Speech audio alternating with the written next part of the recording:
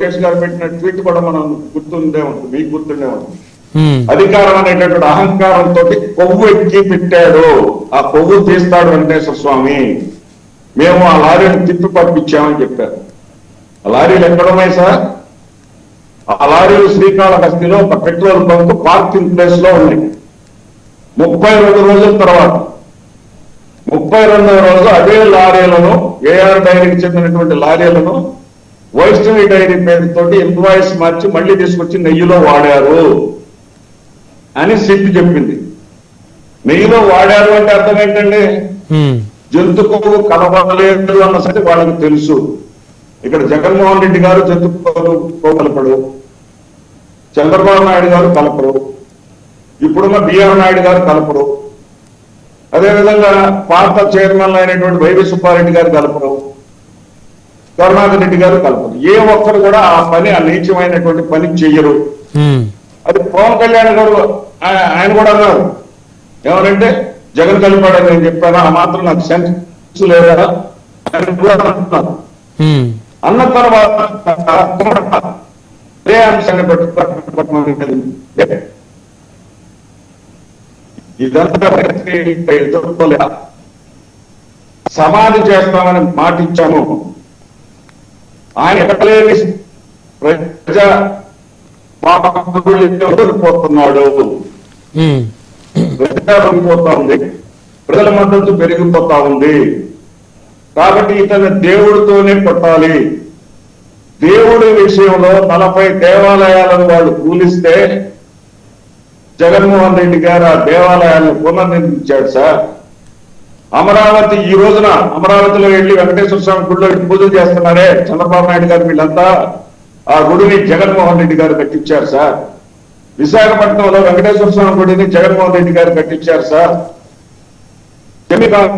జమ్మూ స్వామి గుడిని జగన్మోహన్ రెడ్డి గారు కట్టించారు సార్.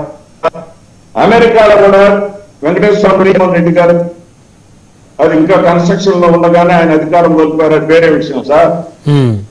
జగన్మోహన్ రెడ్డి గారు శ్రీవాణి ద్వారా అతను జన్మతగా క్రైస్తవుడై ఉండి క్రైస్తవులకి ఏ చిన్న చర్చి కానీ ఏ చిన్న తోడ్పాటు కానీ చేయకుండా హిందువుల మనోభావాలను గౌరవిస్తూ హిందువుల కోసం కృషి చేస్తున్నటువంటి ఆయన మీద ఈ విధంగా వేయటం అనేది ఎట్లా ఉందంటే, ఇది నమ్మలేదు అనే నిర్ణయానికి వాళ్ళు వచ్చిన తర్వాత నిన్న ఎప్పుడో రాజశేఖర్ రెడ్డి గారు 2 కొండల సిద్ధాంతాన్ని వెనక్కి తీసుకొచ్చారు సార్, మళ్ళీ తీసుకొచ్చారు. 2 కొండల కథ మీకు తెలుసు, నాకు తెలుసు, మనందరికీ తెలుసు. 2005లో ఎన్నికల సందర్భంగా ఈ భూమండలం మీద ప్రజాస్వామ్య యుగంలో ఈ భూమి మీద ఏ ప్రాంతం కూడా స్థానిక పరిపాలన లేకుండా ముందుకు వెళ్ళడానికి వీలు లేదు అని జయచంద్ర నాయుడు అనేటటువంటి తెలుగుదేశం పార్టీ నాయకుడి చేత తిరుమలలో కూడా ఎన్నికలు జరపాలి అని పెట్టిస్తే అప్పుడు ముఖ్యమంత్రిగా ఉన్నటువంటి రాజశేఖర రెడ్డి గారు లేదు తిరుమల పరమ పవిత్రమైనటువంటి క్షేత్రం, అది ఆ క్షేత్రంలో రాజకీయాలు ఉండటానికి వీల్లేదు, అక్కడ ఎన్నికలు జరగడానికి వీల్లేదు అని అప్పుడు ఏదైతే 1964 కానీ 1975లో కానీ అప్పుడు ఏదైతే పరిమితులు ఉన్నాయో, తర్వాత రామారావు గారు తిరుపతి నుంచి గెలిచాడు, గుర్తుపెట్టుకోండి. ఆయన గుడివాడ తిరుపతి నుంచి గెలిచి తిరుపతిని వదిలేసి గుడివాడ ఉంచుకోవచ్చు, కానీ గుడివాడ నుంచి గెలిచినటువంటి రామారావు గారు కూడా ఆ 2 కొండల ప్రాంతం తిరుమల ప్రాంతముగా ఉన్నటువంటి జీవాన్ని కొనసాగిస్తూ ఉంటే జవాబు, అదేవిధంగా హిందూ స్వామీజీలకు ధైర్యాన్ని ఇచ్చే విధంగా రాజశేఖర రెడ్డి గారు ముందుకొచ్చి మొత్తం కూడా ఆ 23.5 కాదు, చదరపు కిలోమీటర్లే కాదు, మొత్తం 330 7 కొండలు కూడా, 7 కొండలు అంటే శేషాద్రి, నీలాద్రి, నారాయణాద్రి, గరుడాద్రి, అంజనాద్రి, వెంకటాద్రి, ఇవన్నీ కూడా వృషభాద్రి, ఈ 7 కూడా శ్రీవారికే చెందినవి అవుతాయి అని చెప్పి చట్టం చేసినటువంటి గొప్ప వ్యక్తి రాజశేఖర్. మరి ఆయన మీద ఆ ఆరోపణ ఎందుకు వచ్చింది?